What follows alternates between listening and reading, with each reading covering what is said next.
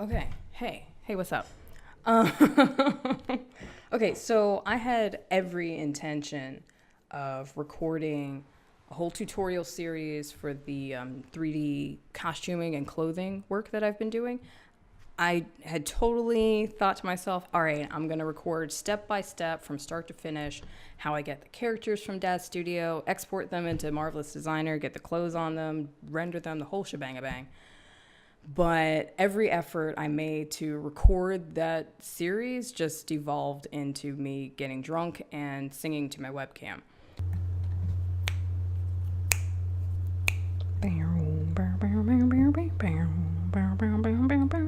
There you see her sitting there across the way. So instead, I'm just going to I'm just going to record a series of shorter tutorials that cover the methods that I've been using to get these designs done, so that in future, when I do more detailed step-by-step tutorials, I can then reference these videos and not have to go through everything from start to finish every time I do one of these designs. So for this first video, we're going to be doing something super, super simple, just a pose to pose tweening animation in DAZ Studio, so we can take our character from a T pose or an A pose into some kind of finalized pose.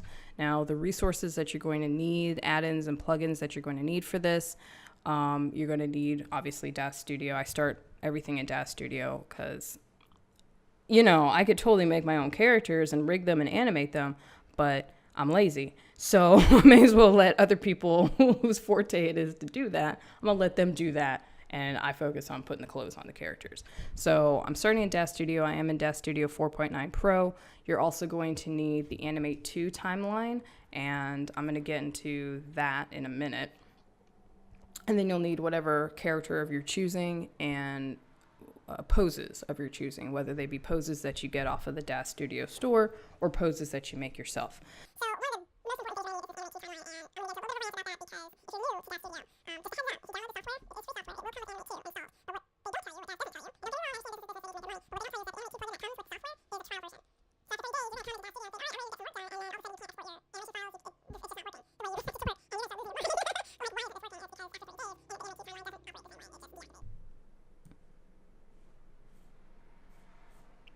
it just deactivates. It's like African black.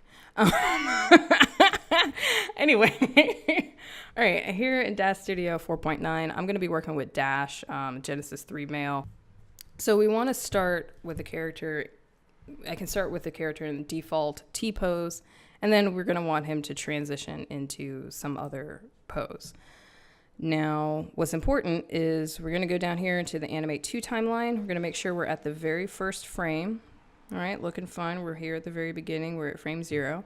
I'm actually going to scrub along in the timeline to 6 seconds. Now, this is just an arbitrary number for me. I've just grown into the habit of making 6-second animations. It just seems like a nice time frame. It's a comfortable time frame. It's slow enough that your character isn't moving like at the speed of light, but yeah, light does travel. Yeah. Your character's not moving super, super fast, but not so slow that it would bore your audience. So I'm choosing 6 seconds. And in case you're not familiar with the Animate 2 timeline, these numbers down here, 1, 2, 3, 4, 5, 6, all the way up to 25 in this case, these are seconds. And Animate 2 operates on a 29.97 or 30 FPS frame rate, so a 30 frame per second frame rate. And you can see if you scrub along and you look up here, you'll see these numbers. Once you get to each second, it starts at 0 and then increases from 1, 2, 3 all the way on up to 29 and then goes back to 0. So this is a good indication of whether or not you're actually on that second mark. You can zoom in. I'm just using my scroll wheel on my mouse to zoom in, and then you can see, you can get a better view of where your player head is. But I know that I'm on 6 seconds because I'm here at 0. And I'm going to take this little stopper, and I'm going to slowly, very carefully, just nudge that up against the player head. If you go too crazy with this thing, it'll knock your player head out of alignment. I don't know why. I have a lot of cavets about Animate too, but it gets the job done that I need done right now. Okay, so 6 seconds ahead, and now I'm just going to choose a pose for my character. I don't have any pose in mind, so give me a second while I find something. Perfect. This is from the Blue Steel animation, the Blue Steel poses that come with Michael 7, I believe. So there we go. We've got Dash in a final He-Man pose. Great. And you'll notice it's very faint, and I'll zoom in here. You're going to see this little red blip, and sometimes it'll look red, it'll look green, it'll look blue. I don't know. It's just whatever. This indicates that a keyframe has now been inserted.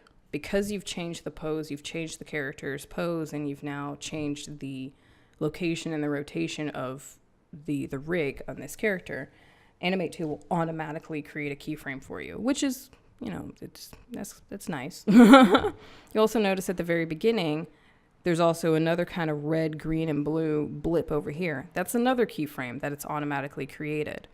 Now, if we had kept the playhead all the way at the beginning here and made this pose change, it would have put a keyframe for us, but it would have made the keyframe all the way at the beginning here. And we don't want that. We want him to go from a T pose into this final pose and transition from one to the next. Now, the great thing about Animate 2 is that it's going to do all the tweening for us. It's going to automatically create all the keyframes that we need in between here, which is nice. It's not a natural animation. He's not going to be shifting his weight and moving his feet or anything like that. Literally, his arms and legs are just going to slowly glide into the position they need. And you'll see as I scrub backwards, ta-da! He goes from the T pose. I'm going to play this T pose into the final pose. And like I say, it's a slow enough animation, especially for the work that I'm doing. When I'm running the simulation for my cloth in Marvelous Designer, 6 to 9 seconds seems to be a good time frame. It's enough time for the fabric to catch up with the character and not glitch out completely. But it's also not, 12 seconds or so. That would just take forever for the character to transition. So it's not a natural transition. The character isn't actually moving his feet or shifting his weight, but it's a smooth enough transition for what I need. Now, this simple change I use this a lot in my work, especially when I'm doing just still images. If I'm doing a turntable, I tend to use this a lot when I'm doing a turntable. The reason I do this tweening animation for my clothing and costuming is because if I were to export my character in a pose, I then have to model the clothing around this pose, and it can be very tedious and mind-numbing to do that. So it helps to have my character in a T pose or an A pose. I can drape the fabric directly onto the character and then have them transition and have the cloth follow that character. It also makes for a more realistic final product in the cloth simulation, because if I have this character kind of shifting his weight, kind of twisting around, the fabric will twist with him during the simulation. If I were to just drape the fabric directly on him in this pose, I might not get all the wrinkles and the twisting of the fabric that I really want. So that's pretty much it from start to finish, just starting with the T pose and going into any of the other predetermined poses. These don't have to be poses that you get from the DAZ marketplace. These can be poses that you create yourself. So from this point, it's really easy to just export this animation. I can go to File, Export. I'll just put this on my desktop, -anim, and you're going to save it as an MDD by Animate 2. Now, I use MDD files. It is a vertex animation. It's not a keyframed rigged animation. It just animates the vertices of his body. It works for what I'm doing. It's not at all what you're going to want to use if you're doing game design or anything like that, or if you want to make additional changes to the animation in future projects or in other software. You're not going to want to do this.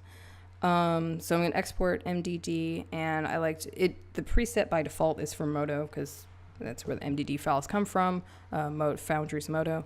I'm going to choose the DAZ Studio preset, and that makes sure that the scale is set properly to 100%. Keep ignore invisible nodes checked and press accept. And you'll see it slowly scrub through as it's animating all the vertices of the character. It's very convenient. Censorship. Thank you, loading bar. Thank you, loading bar, for your censorship. I'm going to export.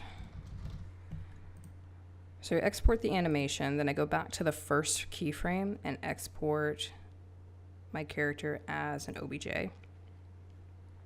You'll need the OBJ and the MDD file. The OBJ saves out what the character looks like. Then the MDD file saves the animation.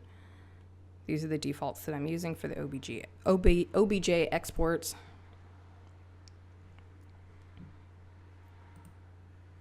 Then while in Marvelous Designer or Clo 3D, add avatar. I'm gonna add the OBJ. He's not gonna have his materials applied. I didn't export the materials because I just didn't feel like it.